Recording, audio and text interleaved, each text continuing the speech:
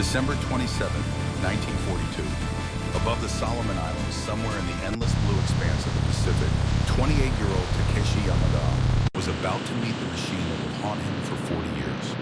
But that morning, staring at his breakfast of rice and dried fish in the mess hall at Rabaul Air Base, he had no idea that by sunset he would be writing in his diary words that would change everything he believed about war, about honor, about what it meant to be a warrior. The entry would read, "Today I watched my wingman die. The Americans have a new weapon, and I don't know how to fight it." The rice was still warm in the wooden bowl, steam rising in delicate wisps that caught the early morning light filtering through the mess hall windows. Yamada held the bowl close to his face, breathing in the familiar scent. This was the ritual. This was what separated civilized warriors from animals. The tea came next, poured with precision into a small ceramic cup his wife Yuki had packed for him before he deployed. Green tea, bitter and clean, the color of new bamboo shoots in spring. 43 years later, in 1985, Yamada would stand face to face with the American pilot who killed his best friend. What happened in that meeting would shock everyone who witnessed it. Two old men meeting in a hotel lobby in Tokyo would weep in each other's arms. But to truly understand the journey from hatred to something that looked impossibly like love, you need to go back to this moment, to this breakfast, to the last morning Yamada believed the old ways would be enough. The mess hall buzzed with the usual morning energy. 40 pilots, most in their 20s, eating the same simple meal. Rice, fish, tea. The portions were precise, measured. A samurai Yamada's father had taught him must maintain discipline in all things. Control the body, control the mind. Control the mind, control fear. Control fear, control death. He remembered his mother teaching him the tea ceremony when he was 7 years old. The old farmhouse in Hokkaido, wine howling outside, snow piling against the wooden walls. She had moved with such grace, such absolute concentration, as if the universe had contracted to the size of that teapot, that cup, that moment. Takeshi, she had won, her voice squeaked but firm.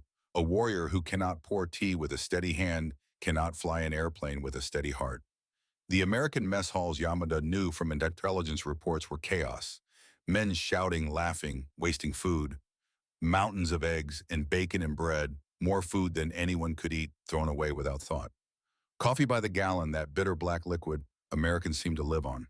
No ritual, no discipline, no respect for the gift of sustenance. It made them weak, Yamada had always believed. Soft, undisciplined. He would learn in ways that would break his heart how wrong he was. Across the table, Corporal Hiro Tanaka was inhaling his rice with the enthusiasm of a 24-year-old who thought he was immortal. Tanaka had been Yamada's wingman for 8 months, and in that time had become something more than a subordinate. A younger brother, a son almost. Tanaka's real older brother had died at Pearl Harbor, and somehow without either of them acknowledging it out loud, Yamada had slipped into that role. "Sensei," Tanaka said, using the honorific that meant teacher, "do you think we will see combat today?" Yamada set down his teacup with careful precision. "We fly every day. We see combat every day. I mean real combat, not just escorting bombers. I want to test myself against their best pilots." The eagerness in Tanaka's voice made Yamada's chest tighten. He recognized that hunger. He had felt it himself years ago before he understood what combat really meant. Before he learned that every victory came with a weight that never lifted. "Be careful what you wish for," Yamada said quietly. Around them, the other pilots were engaged in the morning ritual that preceded every mission. Sake cups were raised in silent toasts. Headbands bearing the rising sun were tied around foreheads. Some men wrote quick letters home, folding them carefully and leaving them on their bunks just in case. Others simply sat in silence, staring at photographs of families they might never see again. Lieutenant Ito, a pilot with 63 kills to his name, was holding forth at the next table about the rumored American fighter. "They call it the Lightning," he said, his voice carrying across the room. "Twin engines, they say, like a bomber pretending to be a fighter." Laughter rippled through the mess hall. "Twin engines means heavy," someone called out. "Heavy means slow in the turn." "Exactly," Ito continued. "Another clumsy American mistake. They build everything like tractors. No finesse, no spirit, just brute force." More laughter. But Yamada noticed a few of the older pilots, the ones with more experience, weren't laughing. They were eating in silence, their eyes distant, perhaps remembering other clumsy American mistakes that had turned out to be deadlier than expected. The intelligence briefing had come 3 days earlier. A new American fighter had been spotted over Guadalcanal. Twin-boom configuration engines mounted on separate nacelles central pod housing the pilot. The drawings looked absurd, like something a child might sketch. It violated every principle of fighter design the Japanese had spent decades perfecting. The Zero, by contrast, was elegant, beautiful even, a perfect expression of Japanese philosophy. Strip away everything unnecessary. Armor unnecessary if you don't get hit. Self-sealing fuel tanks. Unnecessary if you're skilled enough to avoid damage. Heavy guns unnecessary when you can turn inside any opponent and place rounds with surgical precision. The Zero weighed 5,300 pounds fully loaded, light enough to climb like a rocket, turn like a dream dance in the sky like a dragonfly. American fighters were heavy, sluggish, built by men who understood factories, but not the poetry of flight, or so they thought. Yamada finished his tea and stood. Around him, the other pilots were gathering their gear, heading toward the flight line. Outside, the sun was climbing over the Pacific, turning the ocean into a sheet of hammered gold. Palm trees rustled in the morning breeze. It was objectively a beautiful morning, the kind of morning where men died. The photograph was in his flight suit pocket pressed against his chest. Yuki and their daughter Akiko taken just before deployment. Akiko was 5 years old, gap-toothed, and grinning, holding up a drawing she had made of her father's airplane. The drawing was terrible, wonderfully terrible in the way only a child's art could be. The Zero had 6 wings and what appeared to be a dragon's head. But she had tried. She had wanted to understand what her father did. "Will you shoot down bad men, Papa?" she had asked. How do you explain to a 5-year-old that the bad men were also fathers, also sons, also human beings who kissed their children goodbye and promised to come home? "I will protect Japan," Yamada had said, "so you can grow up safe." That seemed to satisfy her. At the flight line, the Zeros waited in neat rows, their aluminum skins gleaming in the morning sun. Ground crews were performing final checks, refueling, loading ammunition. The smell of aviation fuel mixed with salt air and tropical flowers, creating a scent that would be forever seared into Yamada's memory. His Zero was number 17. He had flown it for 6 months, knew every quirk, every tendency. The way the stick felt in his hand, the precise amount of rudder needed for coordinated turns, the sweet spot in the throttle range where the engine sang instead of growled. He performed his pre-flight walk-around with the same attention he gave to pouring tea. Control surfaces checked, ammunition panels secure, propeller blades examined for nicks, fuel quantity verified, oil level confirmed. Tanaka was checking his own aircraft 3 spots down, moving with the quick efficiency of youth. When he caught Yamada's eye, he flashed a grin and gave a thumbs up. Yamada returned the gesture, but something cold was moving in his stomach. Intuition. The same instinct that had kept him alive through 67 combat missions. Something felt wrong about today. The mission brief had been routine. Escort bombers to Henderson Field on Guadalcanal. Attack American positions. Return to base. Standard operation conducted dozens of times before. The Americans would send up P-40S or P-39 both of which were easy prey for the Zero. Japanese pilots had learned to bait them into turning fights where superior maneuverability meant certain death for the heavier American machines. It should have been routine, but the feeling persisted. The pre-flight ritual came next. All the pilots gathered in a circle facing the rising sun. The squadron commander, a grim-faced man named Saito, raised a cup of sake. "For the Emperor," he said. "For the Emperor," 40 voices replied in unison. The sake was passed around, each pilot taking a small sip. It burned, going down harsh and clean. Dutch courage, the Americans called it. But this wasn't about courage. This was about connection, about being part of something larger than yourself. Yamada tied his rising sun headband around his forehead, the fabric soft against his skin. The headband had belonged to his grandfather, who had worn it during the Russo-Japanese War in 1905. 3 generations of warriors, 3 generations of service. "Sensei," Tanaka said, appearing at his elbow, "will you do me the honor of checking my headband?" It was a request that spoke volumes. Tanaka was asking Yamada to be his second father, his guardian in the sky. Yamada adjusted the fabric, making sure it was secure but not too tight. "Stay on my wing today," he said, "no matter what happens." Always sensei. The climb into the cockpit felt like slipping into a second skin. The seat molded to his body, worn and familiar. The control stick fit his hand perfectly, the throttle at exactly the right position. The instrument panel spread before him like a familiar face, each dial engaged in its proper place. He went through the startup checklist from memory. Fuel mixture rich, propeller to full increase, magnetos to both, throttle cracked, master switch on. The engine coughed once, twice, then caught with a roar that vibrated through the airframe. The propeller blurred into invisibility, the engine settling into its characteristic rumble. Around the flight line, 40 other engines were starting, creating a symphony of power that made the ground shake.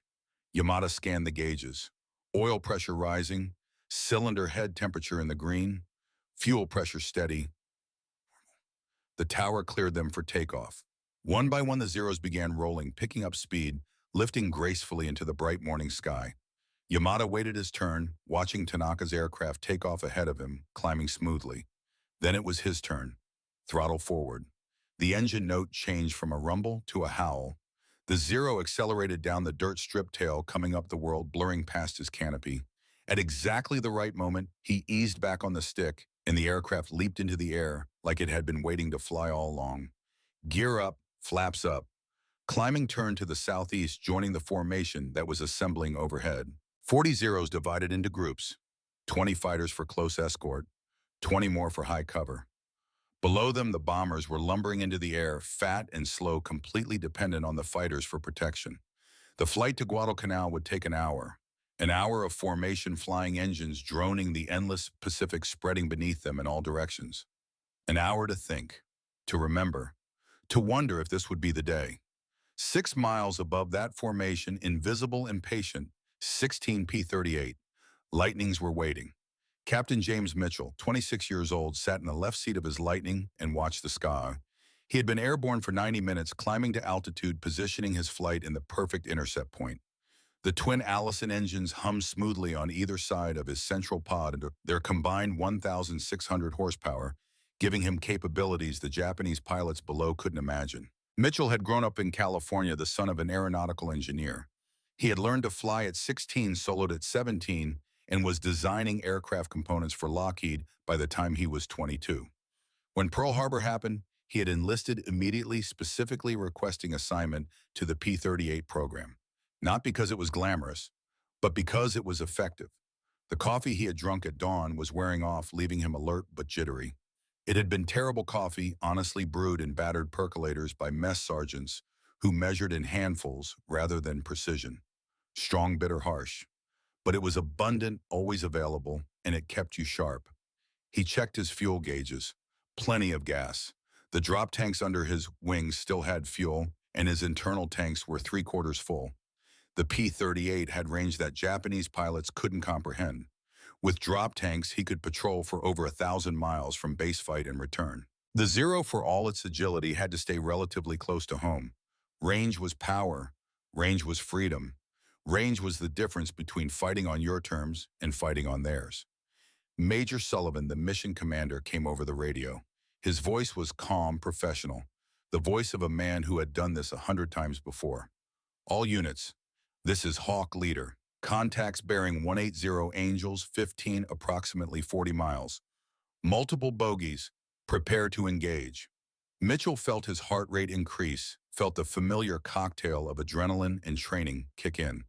His hands moved automatically, checking his gun switch, adjusting his gun sight, loosening his shoulder straps slightly for better visibility. The P-38's armament was concentrated in the nose. 120mm cannon and 4.50 caliber machine guns, all firing directly forward. No convergence issues, no worrying about range and bullet drop. Point the nose at the target, press the trigger, and watch the target disintegrate. Simple, efficient, deadly. Remember the doctrine, Sullivan continued. Altitude is life. Speed is life. Never ever turn with a zero. Boom and zoom only. Hit and climb. Questions. Silence on the radio. They all knew the drill. Mitchell had studied the Zero extensively. He knew its strengths and its weaknesses better than most of the Japanese pilots who flew it. It could turn inside any American fighter. It could climb impressively. Its guns, while light, were accurate in the hands of a skilled pilot. But it was slow in level flight. It was fragile with no armor and no self-sealing tanks. And it had to fight close, had to get into that turning dogfight where its advantages mattered. The P-38 strategy was simple. Never give them that fight. Dive from altitude at speeds the Zero couldn't match. Fire the concentrated nose guns. Climb back to altitude before the Zero could react. Repeat. It wasn't chivalrous. It wasn't the stuff of romantic aerial duels. But it worked. "Here they come," his wingman called. "Tally-ho bombers at 12 o'clock, low fighter escort." Mitchell looked down and saw them. Tiny dots at first, gradually resolving into the distinctive shapes of Japanese aircraft. The bombers in a neat formation, the Zeros scattered around them in a protective screen. He felt nothing looking at them. No hatred, no excitement, just professional assessment. Targets, threats to eliminate. He hadn't always been this way. Early in the war, he had felt the thrill, the rush of combat, the pride of the kill. But that had faded after his 7th victory, when he had watched a Japanese pilot bail out at low altitude and seen his parachute fail to deploy. Mitchell had circled, unable to look away, as the pilot fell 10,000 feet into the ocean. He had learned the pilot's name later from captured documents. Lieutenant Yoshida Makoto, 23 years old, 2 months married. Since then, Mitchell had approached combat like an engineer. Identify the problem, apply the solution, move to the next problem. Emotion was a luxury he couldn't afford. "All units," Sullivan commanded, "prepare to engage. Attack in pairs. Target the fighter's first bombers, secondary. Execute."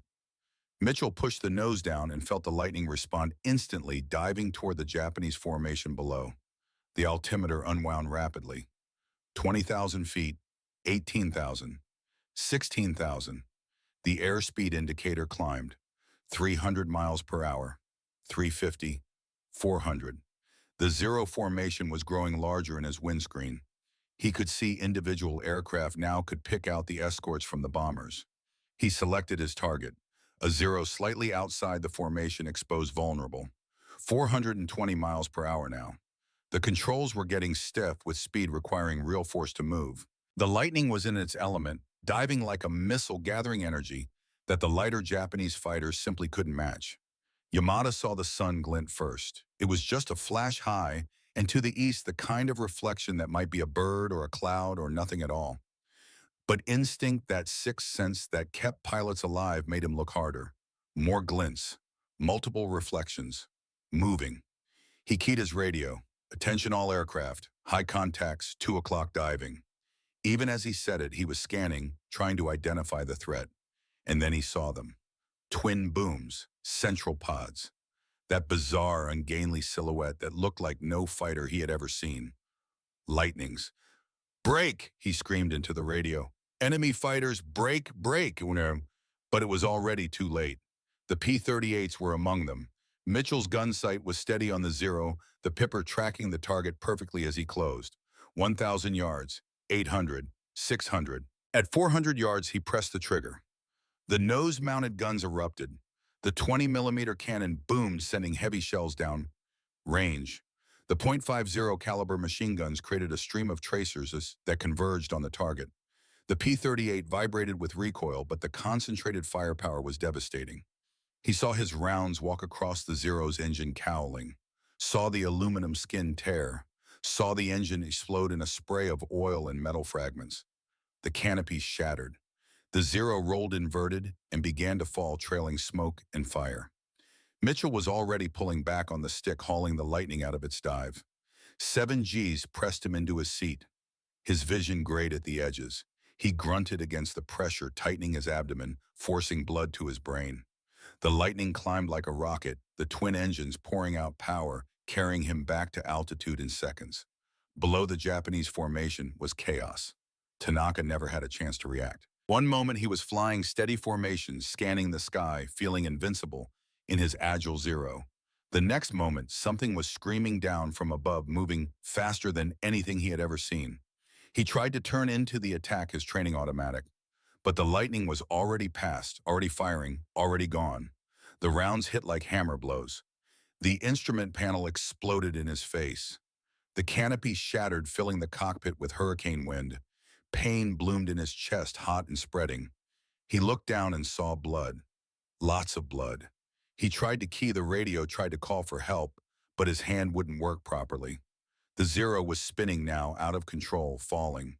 He thought of his mother, thought of the letter he had been writing to her, still unfinished, on his bunk back at Rabaul, thought of Yamada, his teacher, his friend, his second father. He wanted to say sorry. The ocean was rushing up to meet him. Yamada saw Tanaka's Zero explode, saw the debris fountain outward, saw the aircraft, or what was left of it, begin its death spiral toward the water below.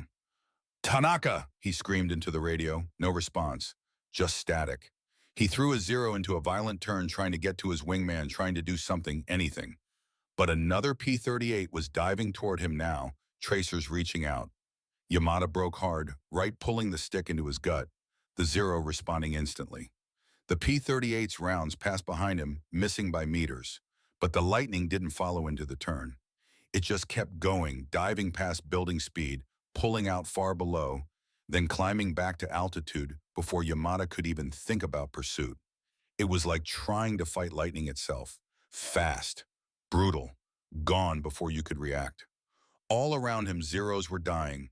He counted 3, 4, 5 aircraft falling, burning, disintegrating. The P-38 struck like hawks, diving from impossible heights, firing their concentrated armament, climbing away before anyone could respond. And then, as quickly as they had appeared, they were gone. Yamada circled Tanaka's crash site, hoping against hope to see a parachute, to see some sign of life. There was nothing. Just debris on the water, oil slicks spreading, bits of aluminum glinting in the sun. His wingman, his student, his friend, gone. The flight back to Rabaul was the longest hour of Yamada's life. 7 Zeros had left that morning. Only 4 were returning. Tanaka was dead. 2 others were gone. Another was so badly damaged it was barely flying. The bomber mission had been aborted. Without proper fighter cover, the vulnerable bombers had turned back rather than face the American defenses. A complete failure. Yamada landed in silence, taxied to his parking spot, shut down the engine. The sudden quiet was overwhelming. For a moment, he just sat in the cockpit, hands still gripping the stick, unable to move. Ground crew appeared at his wing, ready to refuel and rearm. They could see only 4 Zeros returning. They knew what that meant. Yamada finally climbed out, his legs unsteady, his flight suit soaked with sweat despite the high-altitude cold. His hands were shaking. The base commander was waiting, his face grim. "Report," he said. Yamada tried to speak, but his throat was too tight. He swallowed hard and tried again. "We were ambushed. Lightnings. At least 12 of them. They dove from high altitude. Very fast. We could not. We could not. Could not. What Commander Yamada could not fight them. They would not engage in turning combat. They dove, fired, and climbed away before we could react. Our tactics are useless against them." The base commander's face hardened. "Useless? The Zero has dominated the Pacific for 2 years. Your tactics have destroyed hundreds of enemy aircraft." "Not these aircraft," Yamada said quietly. "Not the Lightning. It fights differently. It uses speed instead of maneuverability. Range instead of agility. We need new tactics. We need to adapt." "You will adapt by fighting harder," the commander snapped, "by showing more spirit, by trusting in the superiority of Japanese training and equipment." Yamada wanted to argue, wanted to explain that spirit couldn't outrun a diving P-38, that training didn't matter when you couldn't catch the enemy. But he said nothing, just saluted and walked toward the barracks. Tanaka's bunk was empty. His few possessions were laid out neatly. A photograph of his mother, elderly and smiling. A half-written letter home. The lucky charm his mother had given him, a small cloth omamori, blessed at a Shinto shrine. Yamada sat on his own bunk and picked up the letter. Tanaka's handwriting was careful, precise. "Dear Mother, I am well. The fighting is difficult, but Yamada-sensei takes good care of me. He is teaching me to be a better pilot. I hope to make you proud." The letter ended mid-sentence. Tanaka had never finished it. Yamada folded it carefully and placed it with the photograph and the charm. He would send these to Tanaka's mother. He would write her a letter explaining that her son had died bravely defending the bombers fighting for the emperor. He would lie, in other words. Because the truth that Tanaka had died confused and surprised, killed by an enemy he never had a chance to fight, would be too cruel to share. That night, alone in his quarters, Yamada opened his diary. His hand was still shaking slightly as he wrote, December 27th, 1942. Today, I watched my wingman die.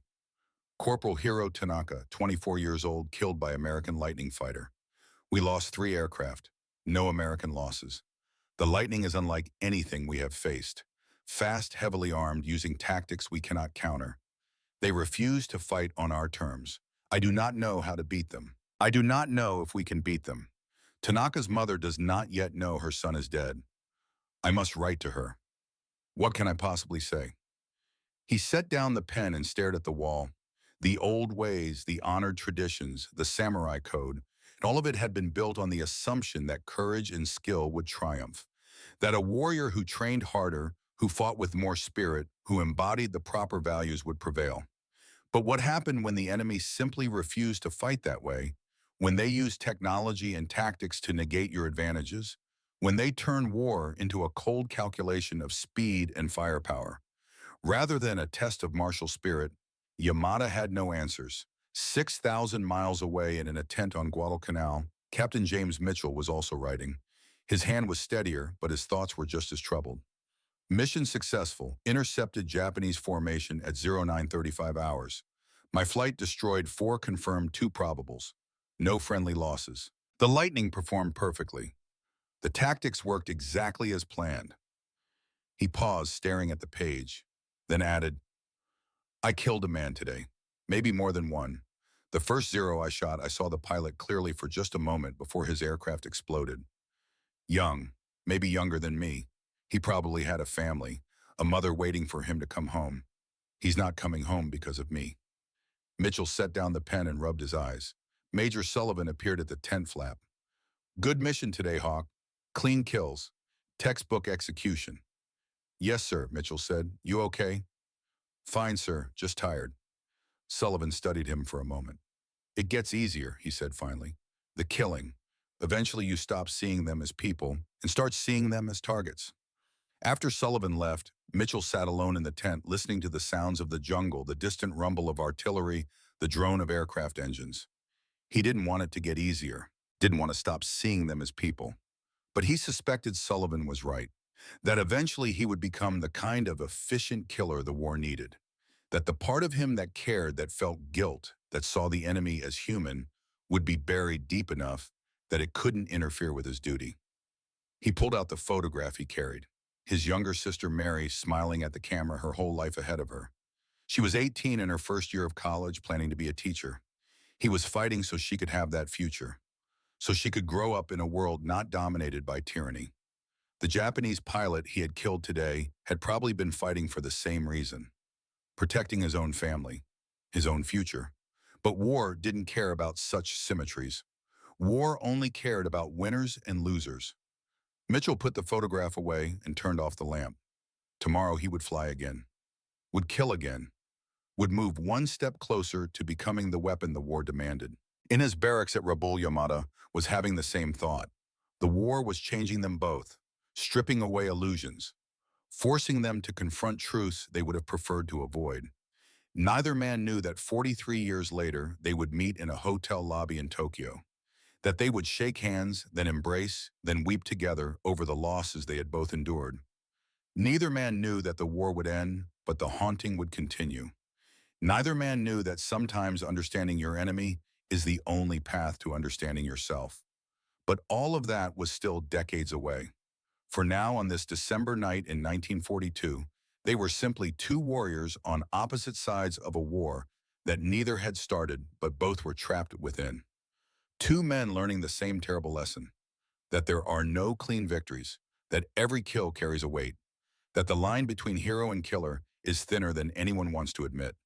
The Pacific night deepened. In their separate corners of the ocean, separated by thousands of miles but connected by the invisible threads of combat, Yamada and Mitchell tried to sleep. Both failed. Tomorrow the war would continue. More missions, more kills, more losses. The lightning had arrived in the Pacific Theater, and nothing would ever be the same. 4 months passed. January melted into February, February into March. The battles continued. The kills mounted. The weight grew heavier. Yamada trained new pilots who died within weeks. Mitchell flew mission after mission, his kill count climbing toward 20. Both men moved through their days like automata, doing what needed to be done, feeling less with each passing week. Until April 1943, when everything changed again.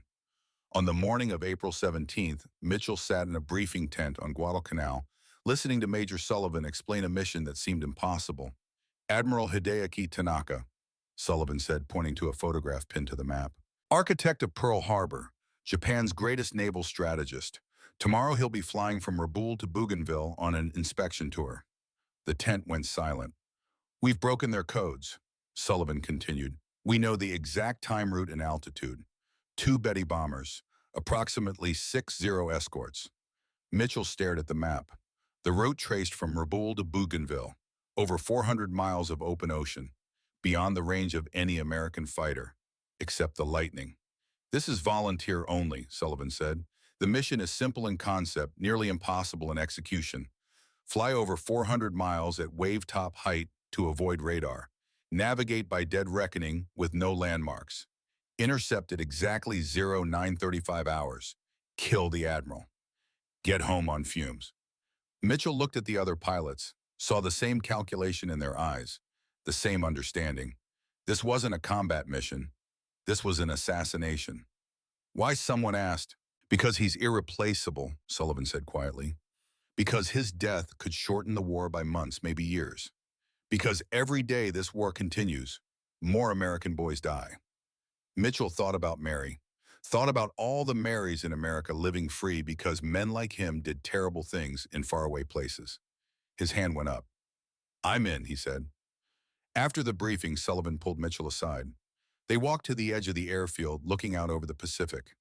"Your sister," Sullivan said. "Mary, how's she doing?" "Good, sir. Just started college. Wants to be a teacher." "That's why we do this, Hawk. So girls like Mary can worry about exams instead of occupation. So they can have futures." "Yes, sir." Sullivan handed Mitchell a folder. "Mission details. Study them tonight. We brief the full team at 0400. Get some sleep if you can." That night, Mitchell couldn't sleep. He sat outside his tent drinking terrible coffee, staring at the folder. Inside was everything. Maps, timing, fuel calculations, photographs of Admiral Tanaka, intelligence on the Zero escorts, and clipped to the back a note from intelligence. "Lead escort pilot believed to be Commander Takeshi Yamada. Experienced ace. 47 confirmed kills. Highly skilled. Extreme caution advised." Mitchell stared at the name. Yamada. He would remember that name. Would carry it along with all the others. Tomorrow he would fly the most important mission of his life. Would try to kill Japan's greatest admiral. Would almost certainly kill Japanese pilots protecting him, including perhaps this commander, Yamada. The stars wheeled overhead. The Pacific whispered against the shore. And Mitchell sat alone drinking bitter coffee, preparing himself for what morning would bring. 300 miles northwest, Commander Yamada was also awake, unable to sleep, staring at the same stars. He had received his orders that evening. Escort Admiral Tanaka to Bougainville. Special mission. Great honor. But his instincts were screaming warnings. The mission was too routine, too predictable. The Americans had been too quiet lately, and Yamada had learned through painful experience that American quiet usually meant American planning. He had tried to warn his commanders, had requested route changes, timing changes, increased escorts, had been dismissed as paranoid. Now he sat in his quarters, unable to rest, staring at a photograph of his family. Yuki and Akiko smiling safe, waiting for him to come home. He picked up his pen and began to write. April 17th, 1943. Tomorrow I escort Admiral Tanaka on what command assures me is a routine flight. But I have a terrible feeling, like the gods are warning me. The Americans have been too patient lately, too quiet, like tigers waiting in tall grass. If something happens tomorrow, if I don't return, I want Yuki and Akiko to know I fought to protect them. Everything I did, every choice I made was so they could live in peace. I love them both more than words can say. He sealed the letter and placed it with his personal effects, just in case. Then he lay down, closed his eyes, and waited for dawn. Tomorrow would bring the storm. Tomorrow would bring Operation Vengeance. Tomorrow, two warriors would face each other in the sky over the Solomon Islands, and only one side would survive. But tonight, separated by hundreds of miles of dark ocean, Yamada and Mitchell shared the same sleepless vigil. Both knowing that morning would bring something terrible, both unable to stop it, both trapped in the machinery of war, moving toward a collision neither wanted but both would execute with professional precision. The Pacific night deepened, the stars turned, and dawn crept closer, inevitable and unstoppable. The coffee was even worse than usual. Mitchell sat alone in the pre-dawn darkness of Guadalcanal cup, cradled in both hands, watching steam rise into the tropical air. Around him, the base was beginning to stir. Generators humming, distant voices, the clank of equipment being loaded.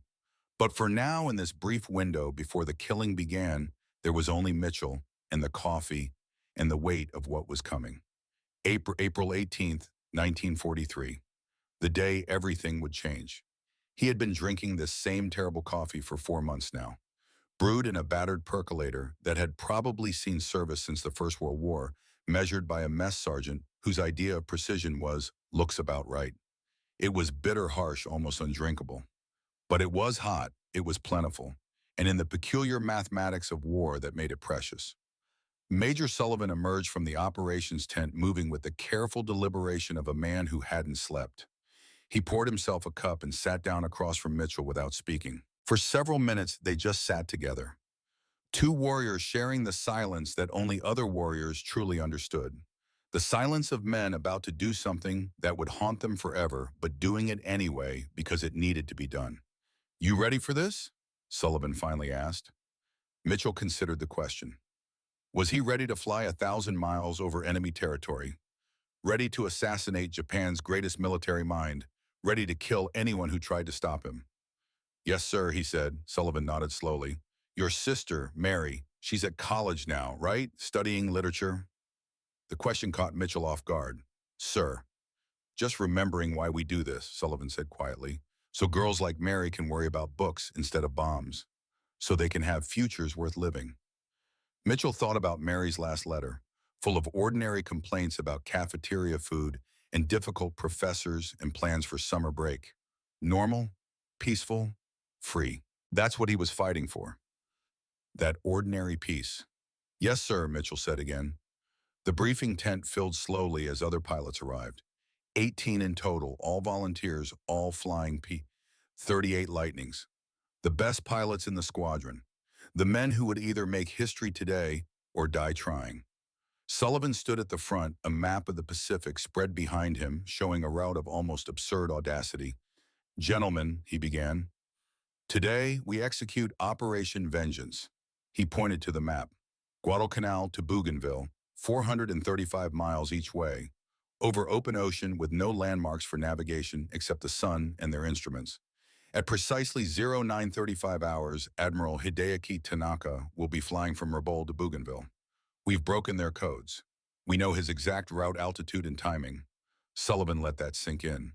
2 Betty bombers will carry the Admiral and his staff. Intelligence estimates 60 escorts. Lead escort is believed to be Commander Takeshi Yamada, experienced pilot, dangerous, don't underestimate him. Mitchell filed the name away. Yamada, the man he might kill today. Attack formation splits into 2 groups, Sullivan continued. 12 aircraft target the bombers. 6 aircraft engage escorts if necessary. Primary objective is Admiral Tanaka. Everything else is secondary. He paused, looking around the tent at faces too young to carry the weight they were being given. Make no mistake about what this is. We're not intercepting a military formation. We're assassinating a specific individual. We're flying over 400 miles into enemy territory to kill one man because his strategic mind is worth more than a carrier battle group. The tent was absolutely silent. Navigation will be by dead reckoning only.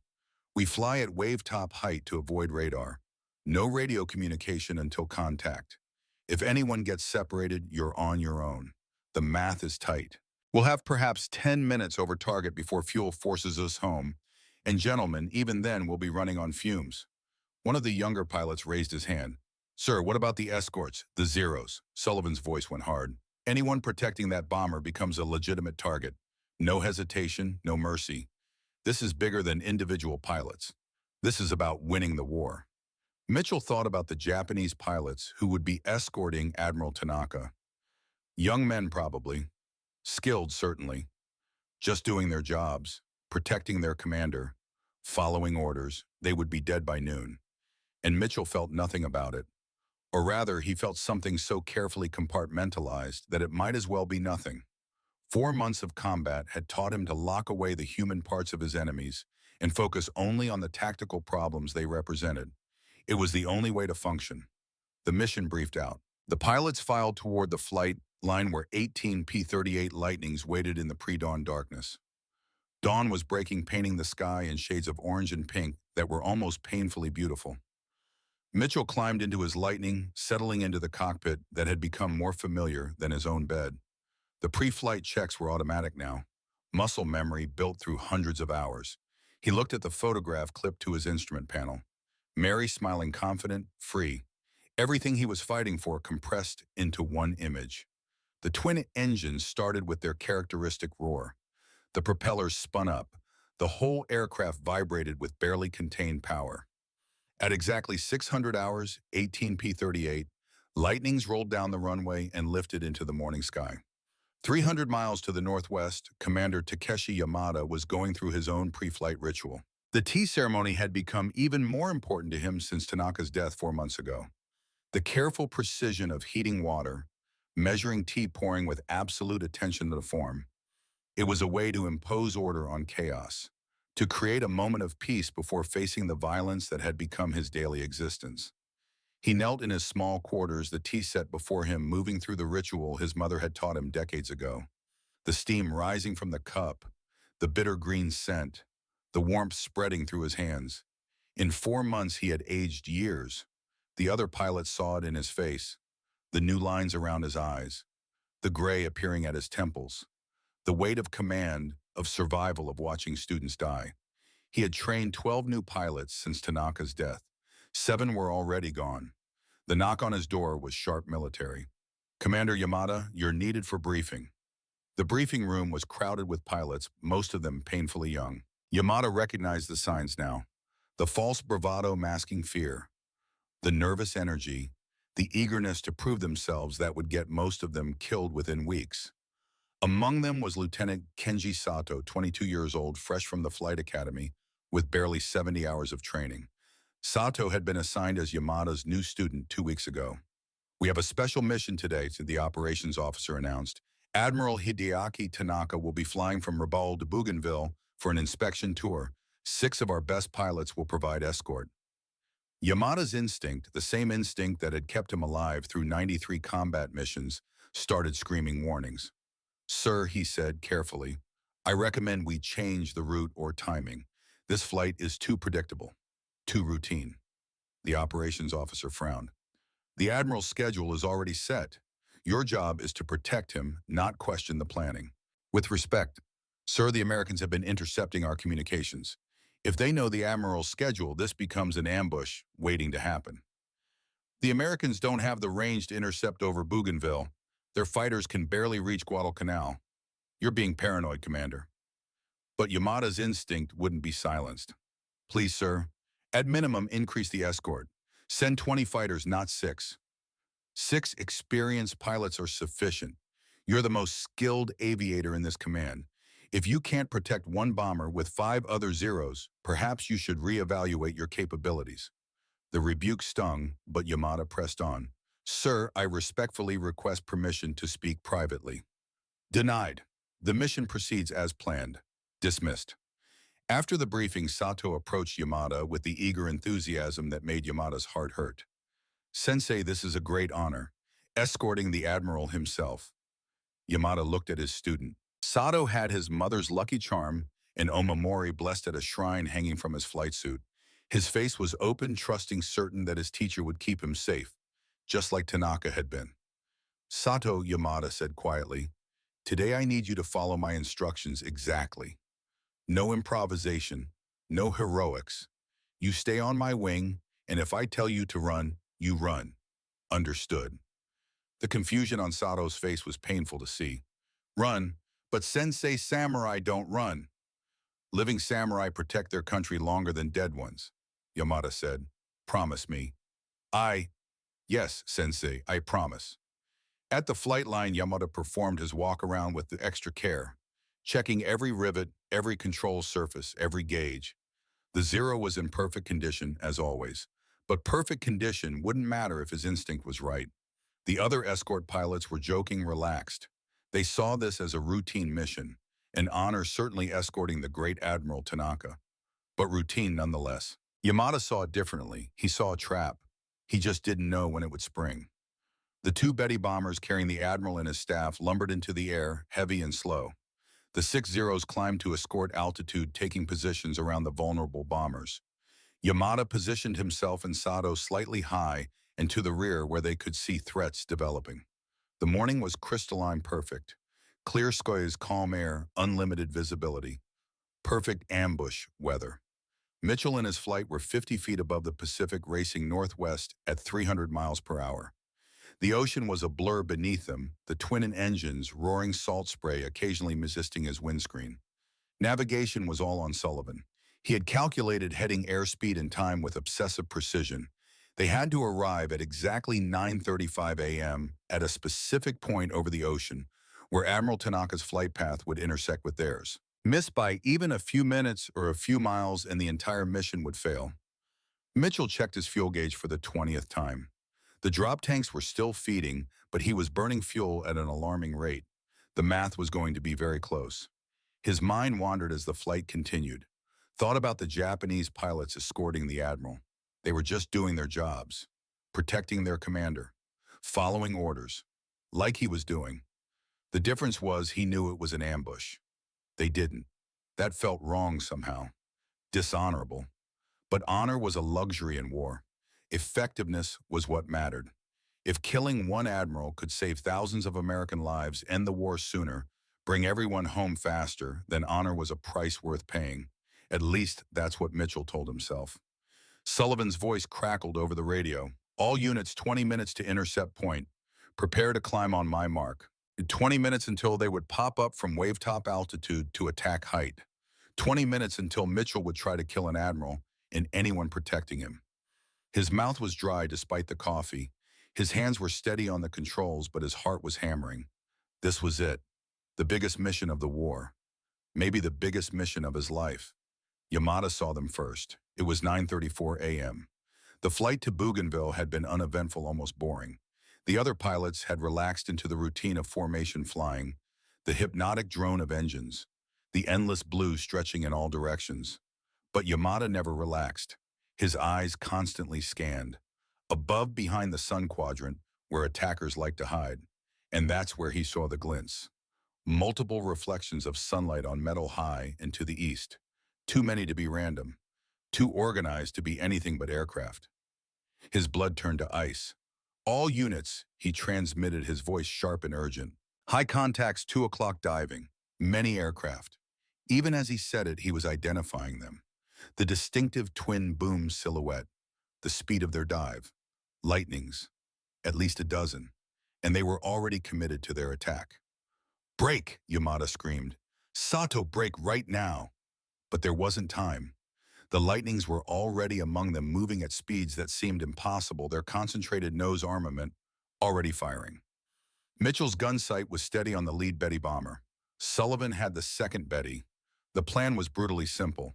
12 P-38s would hit the bombers simultaneously. Overwhelming firepower. Quick kill. Get out. He pressed the trigger. The nose guns erupted with a sound like tearing canvas. The 20mm cannon boomed with each shot.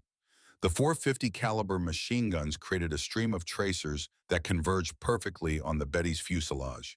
Mitchell saw his rounds impact, saw the aluminum skin rupture like tissue paper, saw an engine explode in a spray of oil and fire, saw the bomber's wing begin to separate from the fuselage, the metal twisting, tearing. The Betty rolled inverted and began falling, trailing fire and debris. Admiral Tanaka was inside that fireball, the architect of Pearl Harbor, Japan's greatest strategic mind, falling to his death because Mitchell had aimed well and pressed a trigger. Mitchell pulled back hard on the stick, hauling the Lightning out of its dive. 7 Gs crushed him into his seat. His vision tunneled, grayed at the edges. He grunted against the pressure, tightening his abdomen, fighting to stay conscious. The Lightning climbed like it had been launched from a catapult. In seconds, he was back at 15,000 feet, safely above the combat, already turning for the run home. Below the sky was chaos. Sato never had a chance to be afraid. One moment he was flying steady formation, trusting his sensei, believing in his training. The next moment something was screaming past him at a speed his mind couldn't process. He tried to react, tried to turn, tried to do something. Then the rounds hit. The cockpit exploded around him. The instrument panel shattered into 1,000 fragments. Hot metal tore through his flight suit, his body. The canopy disintegrated and hurricane wind filled the cockpit. Pain, incredible pain and confusion. Why wasn't his Zero responding? Why couldn't he see? Why was everything spinning? He tried to reach for the radio, tried to call for sensei, tried to ask for help, but his hands wouldn't work. Nothing would work. The last thing Kenji Sato thought about was his mother, the omamori she had given him, the shrine blessing that was supposed to protect him. It hadn't worked. Yamada saw Sato's Zero explode, saw it happen in the kind of horrifying slow motion that combat sometimes produced. The P-38 diving, the guns firing, the impact, the explosion. The Zero tumbling out of control, trailing fire and pieces of aluminum skin. "Sato!" he screamed into the radio. No response, just the hiss of static. Yamada threw his Zero into a desperate turn, trying to reach his student, trying to help somehow. But another Lightning was diving toward him now, and Yamada had to choose. Chase the attacker or try to save Sato. He chose wrong. Rage and grief overwhelmed tactical sense. He went after the Lightning. The Lightning didn't engage. It just kept diving, building speed, pulling out far below, then climbing away faster than Yamada could follow. By the time he looked back, Sato's Zero had hit the water. Just debris now. Oil slick, wreckage floating on the endless blue. Gone. Both Betty bombers were down. Admiral Tanaka dead. Sato dead. 2 other Zeros burning wrecks on the ocean surface. And the Lightnings were already disappearing over the horizon, heading east. Mission accomplished, not a single loss. The entire engagement had lasted less than 3 minutes. Yamada circled the crash sites looking for parachutes, for survivors, for anything that would give meaning to this slaughter. There was nothing. He radioed base with the report he had been dreading. Mission failed. Admiral Tanaka confirmed killed. 3 Zeros lost. Enemy escaped without casualties. The radio operator's voice was shocked. "Say again, the Admiral is dead," Yamada said flatly. "Tell command the Americans knew. They knew exactly when and where. This was an ambush. I tried to warn them." The flight back to Rabaul was the longest 2 hours of Yamada's life. Flying in formation with the 3 surviving Zeros, none of them speaking, all of them processing the magnitude of what had just happened. Japan's greatest military mind. Dead. Sato. Dead. And Yamada alive, having failed to protect either. Landing was mechanical. Taxi. Shutdown. Climb out. The ground crew could see from their faces what had happened. The missing aircraft, the shell-shocked expressions, the weight of catastrophic failure. The base commander was waiting, his face gray. "Report," he said. Yamada's voice sounded dead even to his own ears. "We were intercepted by at least 12 P-38 Lightnings. They had exact knowledge of our route and timing. Both bombers destroyed in the initial attack. Admiral Tanaka killed. Lieutenant Sato killed engaging enemy fighters. 2 other Zeros lost. No American losses." The commander's face went from gray to ashen. "The Admiral, you're certain?" "I watched his bomber explode, sir. There were no survivors, no parachutes, nothing." Around them, the base had gone silent. Word was spreading like wildfire. Admiral Tanaka, dead. The man who had planned Pearl Harbor, who had masterminded Japan's early victories, who represented the very soul of Japanese naval strategy, gone. Killed by Americans who had broken their codes and flown an impossible distance to execute a perfect ambush. Yamada walked to the barracks in a daze. Sato's bunk was exactly as he had left it that morning, his few possessions laid out neatly, the lucky charm his mother had given him, the omamori that was supposed to protect him. Yamada picked it up. The fabric was soft, worn from handling. He could imagine Sato's mother going to the shrine, praying for her son's safety, receiving this blessed object with hope and faith. It hadn't saved him. Nothing could have saved him. Yamada sat on Sato's bunk, and for the first time since Tanaka's death 4 months ago, he cried. Not the stoic tears of a warrior accepting necessary loss, but the broken sobs of a teacher who had failed his student, a surrogate father who had led a surrogate son to his death. He cried until there were no more tears. Then he dried his face, straightened his uniform, and went to write the letter he had been dreading. The letter to Sato's mother explaining that her son had died bravely defending the admiral, fighting with honor. All lies. Sato had dated confused and surprised, killed by an enemy he never saw coming, in an ambush that Yamada had predicted but been unable to prevent. Mitchell's Lightning touched down at Guadalcanal with the fuel gauges reading empty. Literally empty. The engines coughed as he taxied to parking, running on fumes and prayers. The mission had been a complete success. Both Betty bombers confirmed destroyed. Admiral Tanaka killed. All 18 P-38s returning safely. The intelligence officer was ecstatic.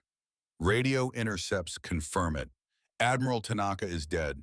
This is huge, Captain. Huge. Strategic victory of the highest order.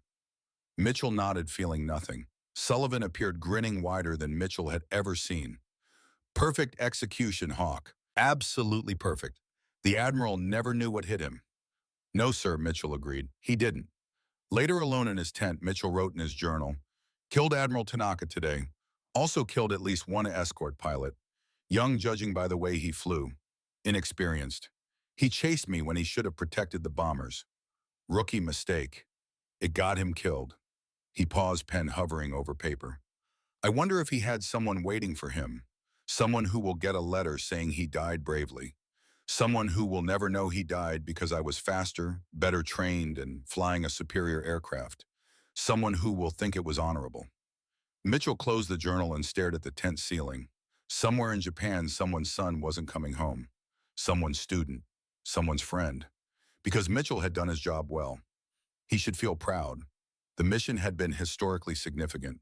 They had killed Japan's Pearl Harbor architect. Shortened the war, probably. Saved American lives, certainly. But all Mitchell felt was tired, and haunted by the memory of that zero spinning down the pilot already dead, falling into the endless Pacific. The months that followed were brutal. By November 1943, Yamada had trained and lost 32 students. The quality of new pilots continued to decline as Japan's training infrastructure crumbled under the weight of attrition. Average flight time dropped from 80 hours to 60 hours to 40 hours. They were sending children into the sky with barely enough skill to take off and land. The missions became slaughters. On November 2nd, 1943, Yamada stood before a class of 12 replacement pilots and lied to them. The American Lightning can be beaten, he said, not believing a word. With proper tactics and superior spirit, Japanese pilots will prevail. The 12 students in front of him were children, average age 19. They looked at him with trust that made his chest ache.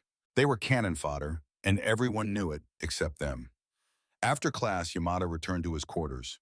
The meals had been getting worse as Japan's situation deteriorated. Tonight's dinner was rice, half the portion it used to be, and no fish, no vegetables, just rice and water. He stared at the meager portion and thought about American mess halls. The intelligence reports described abundance that seemed impossible. Fresh meat daily, vegetables, bread, coffee and milk without limit. America fed its warriors. Japan asked them to starve gloriously. The mission order came the next morning. 75 P-38 Lightnings had been spotted heading for Rabaul. All available Zeros were to intercept. Yamada led 20 fighters, half of them the students he had been training. He had tried to teach them everything Tanaka's death and Sato's death had taught him. How to survive. When to run. That living to fight another day was not cowardice. But the high command had different instructions. Attack regardless of odds. Never retreat. Death before dishonor. The engagement over Rabaul was a massacre. The Lightnings came in waves, diving from high altitude, firing their concentrated armament, climbing away before the Zeros could respond. The students tried to fight back, tried to turn into the attacks, tried to be brave. They died. Yamada watched 12 Zeros fall in the first 5 minutes. Watched his students' kids he had been teaching just days ago spin down in flames or explode or simply disintegrate under the lightning's overwhelming firepower. He survived by abandoning them, by diving away, hiding in clouds, running like the coward the high command accused him of being. When he landed, only 8 Zeros came back out of the 20 that had launched. 12 dead in one mission, all the students gone. The debriefing was brutal. Unacceptable performance, Commander. You had numerical superiority and still lost over half your force. Yamada looked at the operations officer with dead eyes. We need to surrender, he said quietly. The room went silent. You could hear the sound of breathing. What did you say? Surrender, Yamada repeated, his voice calm and flat. The war is lost. We're feeding children into a meat grinder. The Americans have better planes, better training, unlimited resources. We have brave young men with barely enough skill to find the throttle. This isn't war. It's murder. You're relieved of command, the officer snapped. Report to base commander for court-martial proceedings. Defeatist talk will not be tolerated. Yamada didn't argue, just saluted and left. In his quarters, he found the group photograph, taken just 2 weeks ago. Himself and the 12 students who had survived training, all of them smiling, hopeful, trusting him to teach them, to lead them, to bring them home. All of them dead now. He stared at the photograph and thought about the American pilot who had killed Sato, wondered if that pilot ever thought about the men he killed, if he remembered their faces, if he cared. Probably not. Americans were efficient killers. They didn't waste time on sentiment. But Yamada couldn't stop caring, couldn't stop seeing their faces, couldn't stop hearing their voices calling for help he couldn't give. That night he made a decision that would save his life, but cost him everything else. He would teach the next generation of students when they came to survive, not to fight gloriously, not to die with honor, but to live, to run when necessary, to hide when smart, to choose life over death. The high command would call it cowardice. History might call it treason, but the students who survived would call it wisdom. And maybe in some future, he couldn't imagine someone would understand that sometimes the bravest thing a warrior can do is refuse to die for nothing. 6,000 miles away, Mitchell was writing another letter to his sister. Dear Mary, I'm good at my job, too good. They call me an ace, 23 kills now. But Mary, they're not kills, they're people. Last week I shot down a Zero over Raboul. The pilot bailed out, but his parachute didn't open. I watched him fall for 10,000 feet. I could have looked away. I didn't. I watched because I needed to remember this isn't a game. When I come home, I don't think I'll be the same brother you remember. He sealed the letter without reading it over. Some truths were too raw to revise. Tomorrow he would fly again, would kill again, would add to the weight he carried. And somewhere in the Pacific on a Japanese airbase he would never see, Yamada would do the same, would send more students into the sky, would watch more of them die, would carry more weight. Two warriors trapped in the same war, learning the same lessons, carrying the same burdens. Neither knowing that decades later they would meet and recognize in each other's eyes the same haunting, the same question that had no answer. Was it worth it? December 1943. The decision came to Yamada during a mission briefing that felt like watching the same tragedy replay with different actors. 10 Zeros would escort bombers to intercept a B-29 raid. Intelligence reported P-51 Mustang escorts. The new pilots, fresh from training with an average of 60 hours flight time, listened with the same eager intensity that Sato had shown. The same trust, the same certainty that their sensei would keep them safe. Yamada looked at their faces and saw ghosts, Tanaka, Sato, the 12 students from Raboul, all dead because he had followed orders, because he had believed that courage and spirit could overcome technological superiority. The operations officer was droning on about attack patterns, about the honor of dying for the emperor, about never retreating regardless of circumstances. Yamada stopped listening. When the briefing ended and the other pilots filed out, Yamada gathered his 10 students in a quiet corner of the hangar. The youngest was 17, the oldest 21. Children really dressed in flight suits and handed Zeros they barely knew how to fly. Everything you just heard in that briefing, Yamada said quietly, Forget it. They stared at him in confusion. Sir, one of them ventured, when we encounter the American fighters, I'm going to give you an order. An order that will go against everything you have been taught, everything you believe about honor and duty, but you're going to follow it without question or hesitation. Understood. What order, Sensei? When I say run, you dive for the deck, you evade, you do whatever it takes to survive and return to base. You don't engage the escorts. You don't try to be heroes. You live. That's the order. The shock on their faces was painful to see. One of them, a kid named Tanaka, with barely 3 weeks in the squadron, spoke up. But Sensei, that's cowardice. We're samurai. We don't run. Yamada looked at him steadily. Dead samurai don't protect Japan. Living ones do. Your mother sent you here trusting I would bring you home. I intend to keep that trust.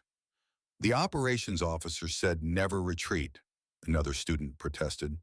The operations officer, Yamada said quietly, has never fought a P-38 or a P-51. I have, 47 times. I'm alive because I learned when to fight and when to survive. You are going to learn the same lesson today. The mission launched at dawn, 10 Zeros, mostly rookies climbing to intercept altitude. Yamada positioned them carefully, keeping them tight, making sure none of the eager young pilots could break formation to chase glory. The B-29s appeared first, massive 4-engine bombers flying in perfect formation at 30,000 feet, higher than the Zeros could effectively operate. But they had to try, had to do something. Then the P-51s arrived. Yamada saw them first. Sleek, deadly, faster even than the Lightnings. And there were at least 20 of them. He made his decision in a heartbeat. All units, he transmitted, his voice absolutely calm. Disengage, dive to deck, now, that's an order. But Sensei, Taniguchi's voice came back uncertain. The bombers are right there, we can attack. No, Yamada said firmly. You can dive now.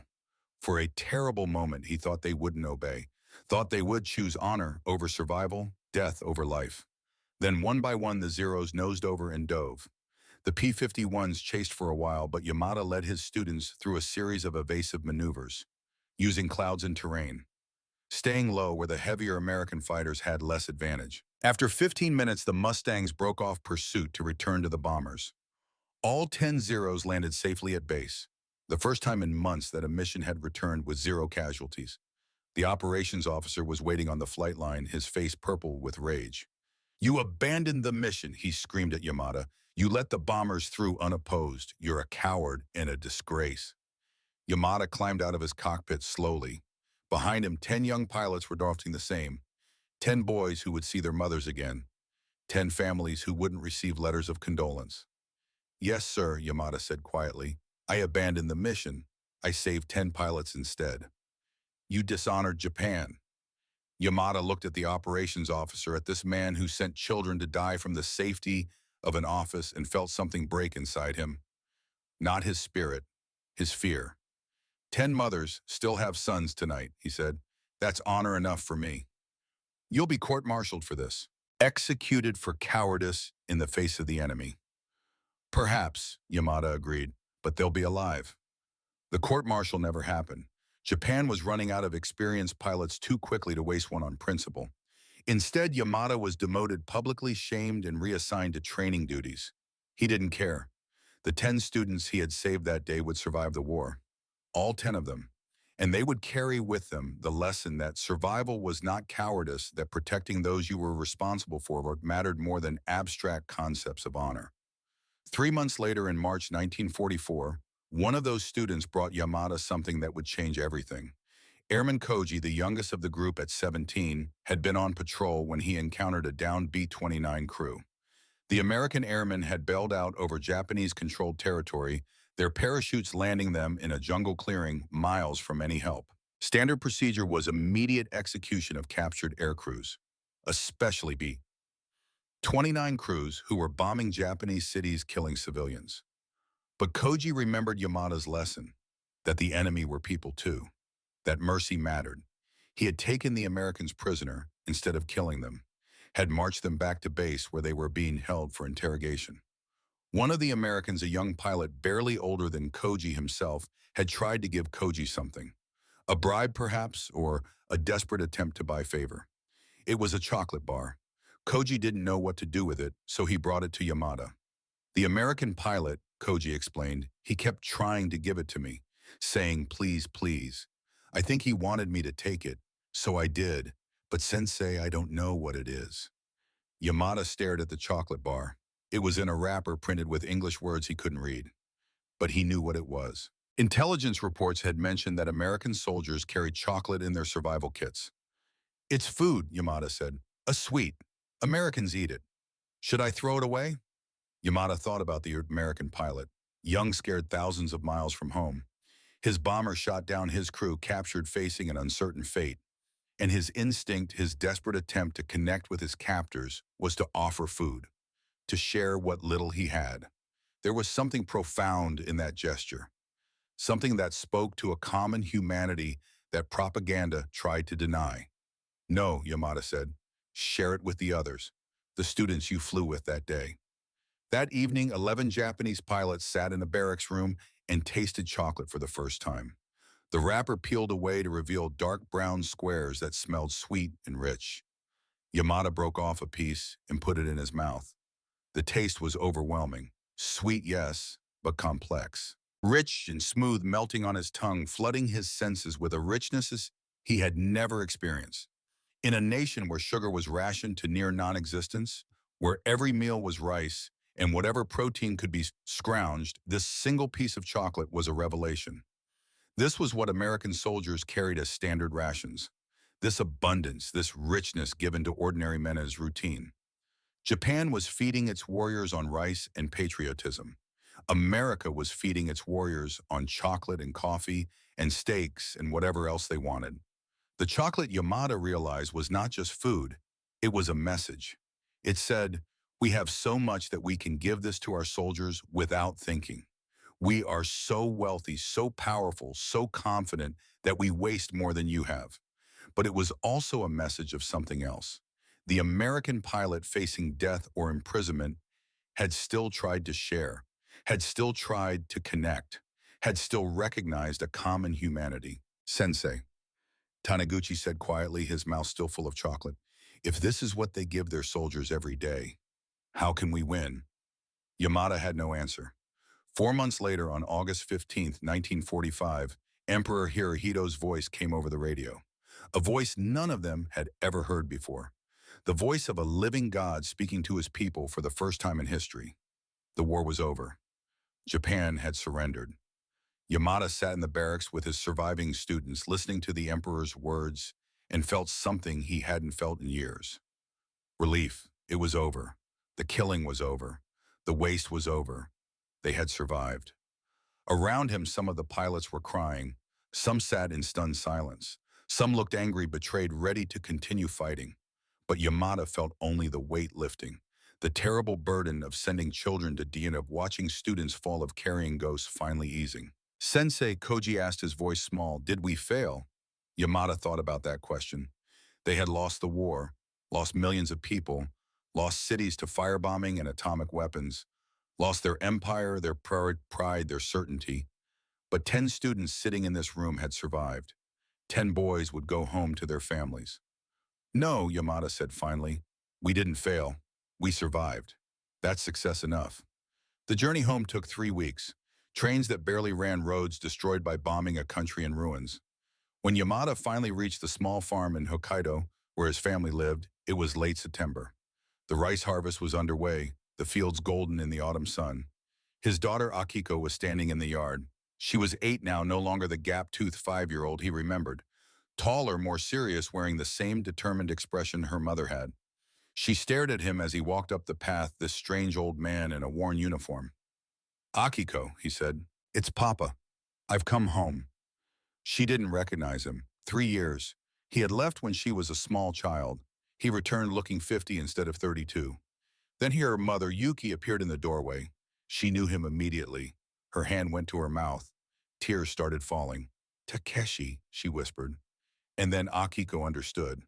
This worn, aged stranger was her father, the man who had left to protect Japan, the man who had promised to return. She ran to him, and Yamada caught her holding his daughter for the first time in 3 years, feeling her solid and real and alive in his arms. "You came back," she said, crying into his shoulder. "Mama said you might not come back, but you did." "I promised," Yamada said. "I promised to protect you, so you could grow up safe." That night, after Akiko had fallen asleep, Yamada and Yuki sat together in the farmhouse that had been in his family for 6 generations. He told her everything.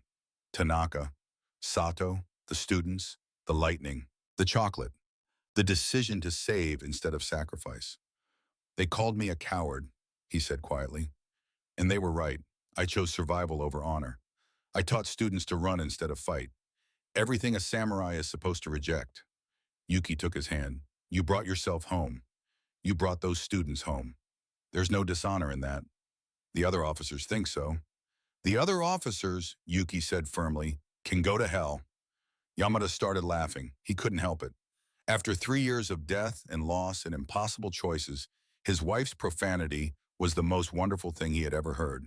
6,000 miles away in a small house in California, Captain James Mitchell was having a similar homecoming. His sister Mary had grown up. At 20, she was in her final year of college studying literature, preparing to be a teacher. She greeted him at the door with a hug that nearly cracked his ribs. "You're home," she kept saying. "You're finally home." But Mitchell knew, even as he hugged her back, that home was a place he could never fully return to. Part of him was still in the Pacific, still in the cockpit of a Lightning watching Zeros fall, still carrying the weight of 23 kills, 23 men who weren't coming home to their sisters.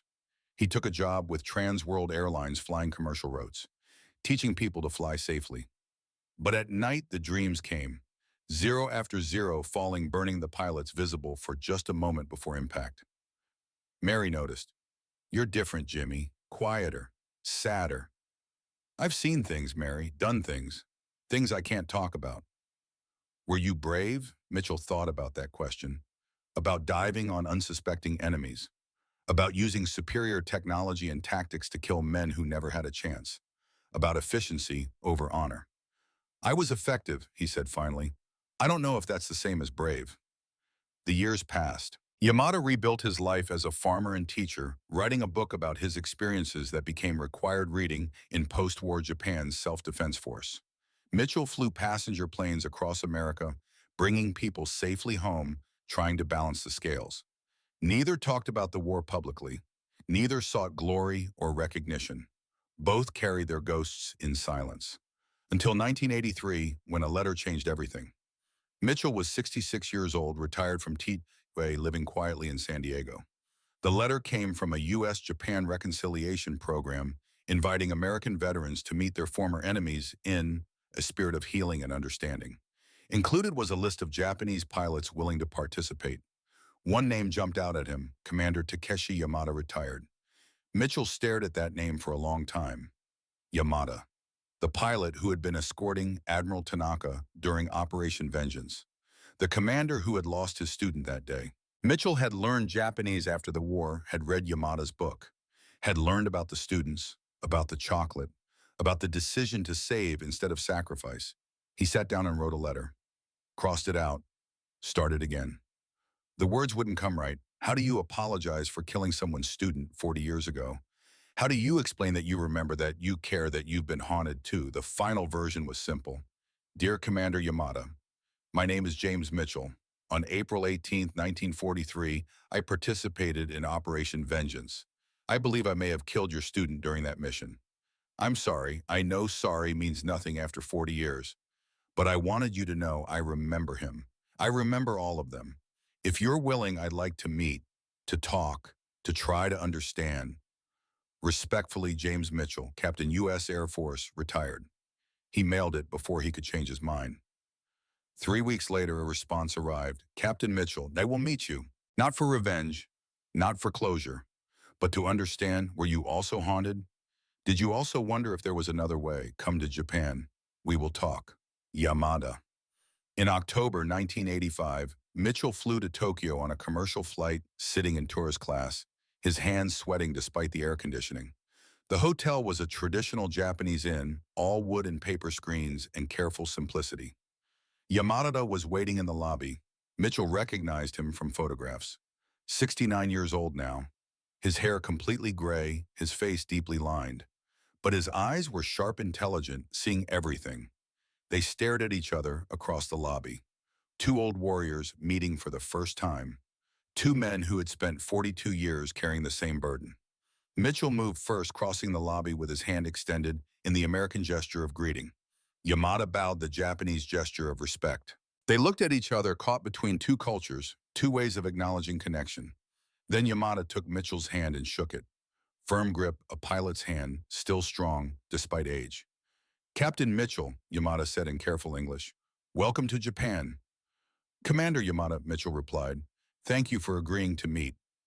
They sat at a low table. A server appeared with tea, but Mitchell shook his head. Coffee if you have it, he said. I never developed a taste for tea.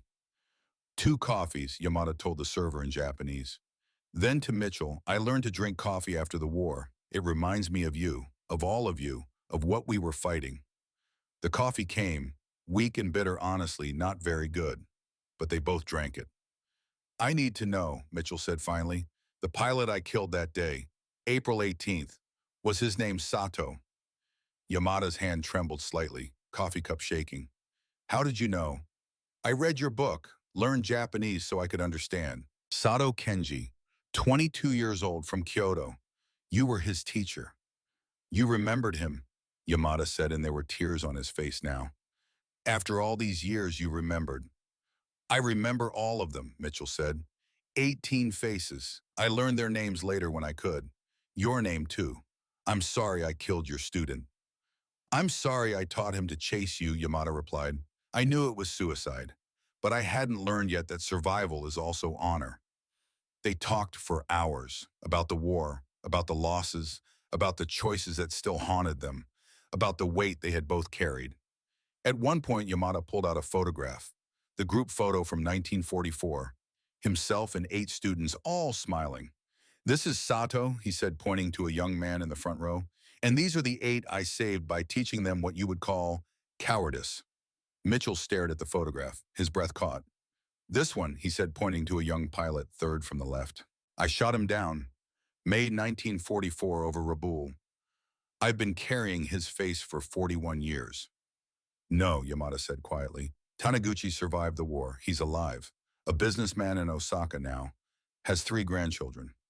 Mitchell felt something break inside him, but I saw the zero explode. I was certain. He bailed out. We recovered him.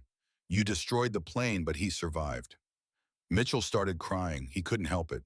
For 41 years, he had carried the weight of that kill, had seen that young pilot's face in his dreams, had lived with the certainty that he had killed a child, and the child had lived. You killed Sato, Yamada said gently, but you saved these 8 by forcing me to change, to teach survival instead of glory, by showing me that honor without life is meaningless. I killed Sato, Mitchell said. How can you even look at me? Because I understand, Yamada replied. We both did what we had to do to protect our countries, to serve our duty. We were warriors on opposite sides of a war neither of us started. We killed, we lost, we survived, and now maybe we can heal. Can you forgive me? Yamada smiled sadly. Can you forgive yourself? The silence stretched between them, both knowing the answer was no, that forgiveness for something like this was impossible, that the weight would never fully lift. But maybe, Yamada said finally, we can try together. They had dinner that night, a traditional Japanese meal, rice and fish and miso soup, the same meal Yamada had eaten before missions 40 years ago, but also coffee. American coffee, terrible and bitter and somehow perfect. A blend of both cultures, both philosophies, both men finding common ground. Will you write about this? Yamada asked. Our meeting saw. Will you, I think we should write it together, Yamada said. Your perspective, mine side by side, so people can understand that war creates no villains, only victims wearing different uniforms. What will we call it? The fork-tailed devil, Yamada said. How it broke us, how we survived it, how it taught us that enemies can become brothers. At the airport saying goodbye, they embraced. Not the formal handshake of strangers, but the hug of old soldiers who had found understanding in the last place they expected. Will I see you again? Mitchell asked. I hope so, Yamada said. We have more to talk about, more healing to do. They exchanged addresses, promised to write to stay in touch. Mitchell boarded his flight home carrying something he hadn't felt in 40 years. Not forgiveness exactly, not peace, but something close. The beginning of understanding, the start of healing. Yamada stood at the airport window, watching the plane take off carrying his former enemy, his new friend, back to America. Two warriors meeting across a divide of decades in death, finding that the line between enemy and brother was thinner than either had imagined. The letters started arriving monthly. Mitchell writing about life in California, about teaching young pilots, about finally being able to talk about the war. Yamada writing about the farm, about his granddaughter, who wanted to be a pilot, about finding meaning in survival. They wrote for 8 years, until 1993, when Yamada's daughter sent a letter explaining that her father had passed peacefully in his sleep. Mitchell wept when he read it, not the broken sobs of grief, but the quiet tears of a man who had lost someone important, someone who had helped him understand himself. At the funeral held in Hokkaido at the family farm, Mitchell was the only American present. Yamada's family welcomed him with warmth that made his chest ache. They showed him the letters he had written, kept carefully in a wooden box. Showed him Yamada's final journal entry. Meeting Mitchell was the most important thing I did after the war. It taught me that the enemy is not evil. They are just on the other side. And sometimes if you are brave enough to cross that line, to shake hands, to share coffee, you find out you were fighting the same battles all along, just under different flags. Mitchell died in 1999 at 82. His daughter found among his possessions the photograph Yamada had given him, the group photo from 1944. 8 students and their teacher, all smiling, all alive. On the back in Yamada's careful handwriting, to my friend James, these men lived because we both learned the same lesson. That survival is not cowardice. That mercy is not weakness. That understanding matters more than victory. Thank you for teaching me. Thank you for remembering. The P-38 Lightning won battles. It destroyed hundreds of Japanese aircraft. It killed irreplaceable pilots and changed the course of the Pacific War. But it took 2 old warriors sitting over coffee in a Tokyo hotel to win something more important than battles. It took them to win peace, not just between nations, but within themselves. If you have made it this far, thank you. Thank you for honoring these men. Thank you for remembering that behind every statistic, every kill number, every victory, were human beings doing their best, making hard choices, living with consequences. War creates enemies, but peace, real peace, requires something harder. It requires seeing your enemy as human, recognizing their pain, acknowledging that they too were fighting for something they believed in. Yamada and Mitchell showed us that healing is possible, that understanding can bridge even the widest divides, that sometimes the bravest thing a warrior can do is reach out a hand in friendship to the person who once tried to kill them. The Lightning was a machine of war, but the real victory, the one that mattered most, came from 2 men choosing compassion over hatred, understanding over revenge, brotherhood over enmity. May we all have the courage to make that same choice. May we all remember that peace is not the absence of war, it is the presence of understanding. And may we honor the warriors who fought not by celebrating the killing, but by learning from their healing. Godspeed to all who served. Godspeed to all who carry burdens most of us will never understand.